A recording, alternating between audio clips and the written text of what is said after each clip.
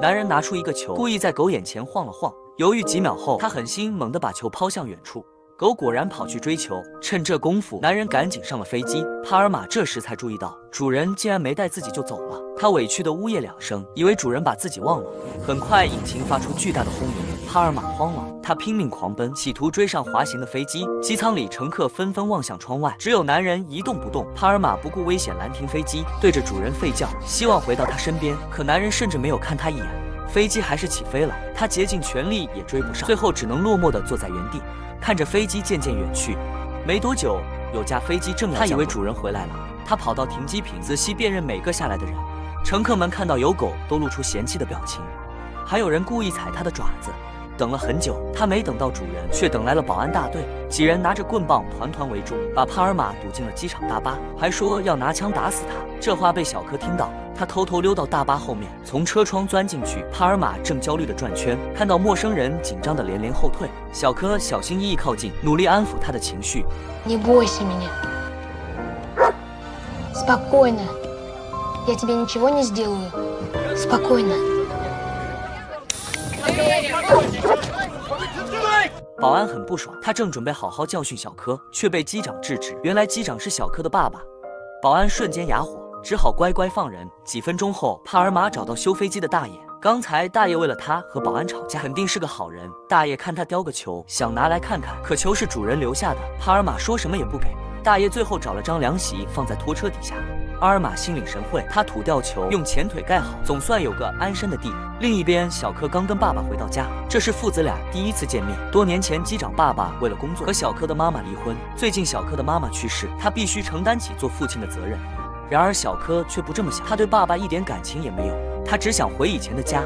趁爸爸睡着，他偷偷溜出家门，然后混进机场，害怕被安保发现。小柯藏进飞机起落架，以为这样就能顺利飞回家。可这时帕尔玛闻着味来了，看到小柯后，他竟然哇哇大叫起来。不管小柯怎么央求，都叫个不停。安保循声赶来，小柯只好赶紧开溜。这晚帕尔玛怕小柯冷守了他一夜。 第二天一早，爸爸找来时，小柯睡得正香。爸爸很生气，拽着小柯就要回家，这激怒了帕尔玛。他冲男人怒吼，不让他伤害小柯。父子俩僵持不下，小柯说什么也不回家。大爷只好当和事佬，让小柯先待在他这。眼看起飞时间快到了，爸爸只好先离开。虽然狗子帮了自己，小柯还是有点生气。如果昨天不是他乱叫，自己早躲在起飞架里飞回家了。 突然，帕尔玛立起了耳朵，原来有架飞机正要降落，他迅速跑过去。这次他学聪明了，远远等在一边，避免干扰到人类。可就算他从白天等到黄昏，主人也始终没有回来。看着帕尔玛落寞的身影，小柯感同身受。夕阳下，两个小可爱默默伫立，他们都刚失去挚爱，也比任何人都理解彼此的伤痛。 这天，小柯去找客服大妈，试图套出狗主人的地址，却被大妈无情拒绝。与此同时，一架客机刚刚降落，帕尔玛默默等着，眼看人走光了，他却发现一个和主人很像的身影，他不由自主跟上去，想见主人的心情实在太急切，他甚至忽视了被人发现的危险。几分钟后，保安队又来了。 他顾不上逃跑，只想赶紧去追主人。他顺着窗户跳进候机室，左窜右窜，甩开了身后的几个人。他的眼睛在人群中四处搜寻，终于看到主人的背影。帕尔玛的心狂跳起来，一路小跑上前，然后轻轻舔了舔男人的手。这一刻，帕尔玛心碎了，主人到底在哪？巨大的失落感击垮了帕尔玛，让他忘记了逃跑。下一秒，一个男人追到身后。 小柯急了，他抄起家伙挡在狗子身前，让他赶紧跑。帕尔玛反应过来，迅速撒丫子狂溜，候机室瞬间乱作一团。几分钟后，小柯抱着帕尔玛躲在走廊，正发愁如何脱身。刚才的客服大妈走了过来，她递给小柯一张纸，上面写着狗主人的地址。说完，她还给小柯指明了出去的方向。走之前，帕尔玛回头看看大妈，世上还是好人多啊。小柯回去就给主人写了封信，可信刚写完，保安大队来了。 原来，自从帕尔玛大闹机场，领导给机长爸爸施压，为了不丢工作，他只能带人来抓狗。小柯急了，但却被爸爸死死抱住。帕尔玛拼命反抗，却还是被绳子套住了头。听到帕尔玛哀嚎声，小柯一个劲的哀求，可男人却狠狠拖拽着帕尔玛的头，然后一把扔进拖车。短短几日的陪伴，小柯早已把帕尔玛当成了朋友。这一刻，他恨透了爸。Я вас не знаю. Хоть раз приезжали ко мне, навещали меня. Подарки даже не отправляли мне. Подарки тебе дарила мама, а я ей ежемесячно для тебя деньги пересылал. Это делает вас моим папой. 爸爸沉默了，没有行动的父爱，连小孩子都骗不过。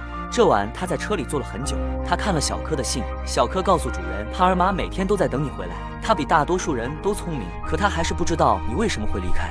爸爸被小柯的善良感动了，他这才发现自己有多自私。为了弥补父子间的裂痕，他必须做点什么。等他们赶到动物收容所，帕尔玛已经跑了。临走前，他还顺手救了一批小伙伴。可跑了没多远，帕尔玛突然停下，他看向机场的方向，默默和同伴告别。小柯猜到帕尔玛会回来，一大早就跑到机场等着。此时客机正要降落，帕尔玛果然出现了。他从远处狂奔过来，看到帕尔玛平安无事，小柯放心了。可帕尔玛总来接机，难免给机组人员带来麻烦。小柯想了个办法，他找来记者报道，希望主人看到能回来接狗。新闻一见报，迅速轰动，无数人都被这只忠诚的狗感动了。很多人还特意买这里的航班，只为下飞机时能看狗子一眼。机场老板借此机会主动叫来媒体宣传，可讽刺的是，他只是把狗当成招揽顾客的工具，就连拍合照时也不愿意真的摸摸帕尔玛。Я этих собак на дух не переношу, у меня на них аллергия. Вот так нормально? Да, руку чуть выше. Вот, так, чуть ниже. Ниже. Отлично. Снимаю. 小柯和帕尔玛的感情越来越好，他们经常一起等飞机降落。帕尔玛的存在也让小柯和爸爸的关系缓和不少。很快2年过去了，帕尔玛从没错过一趟客机，却从未等到主人。在时光的流转中，没有人为帕尔玛停留，可他的背影始终落寞又坚定。这一天，帕尔玛正在发呆，一只小狗突然跑来跟他打招呼。下一秒，小狗被主人唤回。眼前的一幕让帕尔玛很羡慕，男人温柔地抚摸小狗，还要带它一起上飞机。这一刻，帕尔玛才意识到，其实自己是被主人抛弃了。希望彻底破灭，帕尔玛从此一蹶不振。他整天不吃不喝，甚至不再去接机，这惹怒了机场老板。他让人在停机坪修了个笼子，把狗关进去，这样才能给机场招揽生意。这晚，帕尔玛做了个梦，他梦到了日思夜想的主人，他的心狂喜到颤抖。可他刚走近，主人就消失了。梦醒后，他彻底丧失了活下去的希望，他的情况越来越坏。小柯找来兽医，希望能治好帕尔玛，结果却让他失望，帕尔玛活不过明天了。其实小柯知道狗患的是心病。这天下起大雨，帕尔玛任由自己被浇湿，他的心早就冰凉到麻木了。这一幕让小柯格外心疼，他把头紧紧抵在狗子头上，恳求他跟自己回家。Подумаешь, хозяин бросил. А у меня мама умерла. Что мне? Тоже лечь и умереть теперь? Вы все меня бросаете. Ты тоже. 小柯脱掉毛衣盖在狗子身上，想尽可能让它感觉温暖。Мама, не бросай меня, пожалуйста. Пойдем домой. Пожалуйста, мама. Пойдем домой. 这晚小柯陪狗淋了一夜雨，他们语言不通，可情感上的共鸣早让彼此的心紧紧靠在了一起。第二天一早，帕尔玛竟奇迹般的振作起来。小柯真诚纯净的爱唤起了他对生命的热情，他发自内心的把小柯当成了主人。小柯高兴地抱住帕尔玛的头，从今天起，他就是有狗的人了。小柯把帕尔玛带回了家，可几天后，爸爸突然接到一通电话，狗主人回来了。爸爸带着儿子和狗去了机场。小柯不愿意下车，他不舍得放狗子走。爸爸很无奈，他告诉小柯，帕尔玛等了主人这么久，你应该考虑他的感受。Если ты правда любишь пальму, ты не должен думать только о себе. 想到帕尔玛苦等2年的辛酸，小柯明白了，有时候真爱就是放手。几小时后，主人走下飞机，帕尔玛没有预料中的惊喜，他盯着主人看了很久，才迟疑上前相认。看到这一幕，小柯以为帕尔玛得偿所愿，忍住眼泪默默离开了。可爸爸知道小狗对小柯有多重要，他私下找到主人，表示愿意用车和存款来买狗。主人拒绝了，可他拒绝的理由不是因为有多爱帕尔玛，而是因为新闻见报后，他面临着极大的舆论压力，所以必须把狗带走。帕尔玛离开那天，叫柯来送他最后一程。可就在上飞机前一刻，帕尔玛突然停下，主人使劲拽都拽不动他，甚至还往后退了几步。帕尔玛眼神里满是恳求，他想留下来，回到小柯身边。下一秒，帕尔玛猛地挣脱狗绳，转身向小柯跑去。小柯也急了，可就在人狗汇合前，周围的人赶紧把他们隔开。这一幕刚好被爸爸看到，看儿子那么痛苦，他的内心不可避免动摇起来。几分钟后，帕尔玛被主人拽上了飞机，可飞机却迟迟没有起飞。原来爸爸不想儿子伤心，冒着被辞退的风险拒绝驾驶。狗子和小柯的感情同样感动了机组人员。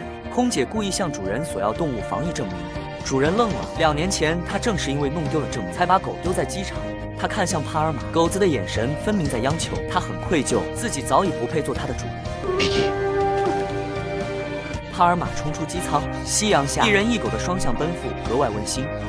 机场的这条路，帕尔玛跑过无数遍，也失望过无数次。可这一次，他很确定小柯才是真正爱他的人，而小柯也同样确定帕尔玛炽热而忠诚的爱，值得他用一生去守护。有句话说，上天不让小狗说话，是为了让人类知道，爱要用行动来表达。而帕尔玛数年如一日的等待，又是万分珍贵的爱。